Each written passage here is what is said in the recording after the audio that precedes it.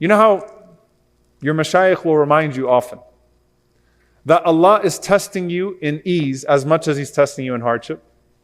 That it is bala, it is ibtila. Allah is testing you bil khayri wa shar. Allah is testing you with good and with bad. That the test that you have with your prosperity is just as severe. Aqsa wa ashad min al-ibtila'i bil-dhiqi wal-faqr. As Ata rahimahullah said, it is far more severe to be tested with prosperity and ease than it is to be tested with poverty and hardship.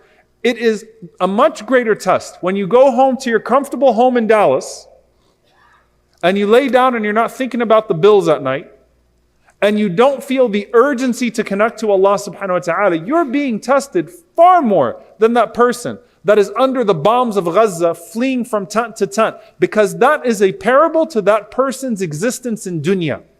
They know they're being tested. They don't have time to be deluded by the shaitan. What shaitan's going to delude you in Gaza? Except for with fear, by the way. What's he going to tempt you with in Gaza? What are you going to be deluded by? But in that situation, when you're in ease, you're not thinking about how urgent the situation is. Is your situation any less dire in regards to your existence with Allah subhanahu wa ta'ala than a person who's jumping from tent to tent fleeing a bomb?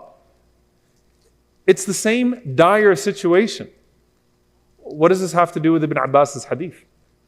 Notice that the Prophet ﷺ started with benefit before harm. Because if you don't know, they say if you don't know who pays your bills, then you won't understand who actually can fire you in corporate. If you don't know who benefits you in the first place, then of course you're going to have a skewed understanding of harm. If you're not attributing every moment of blessing to Allah subhanahu wa ta'ala, allowing that blessing to come to you to provoke something out of you that's greater, then of course you're not going to contextualize properly when harm comes to you that Allah subhanahu wa ta'ala is giving me this harm to provoke something greater out of me. You didn't understand an-nafa', how are you going to understand ad-dar? How are you going to understand ad-darar? You didn't understand benefit, how are you going to understand harm?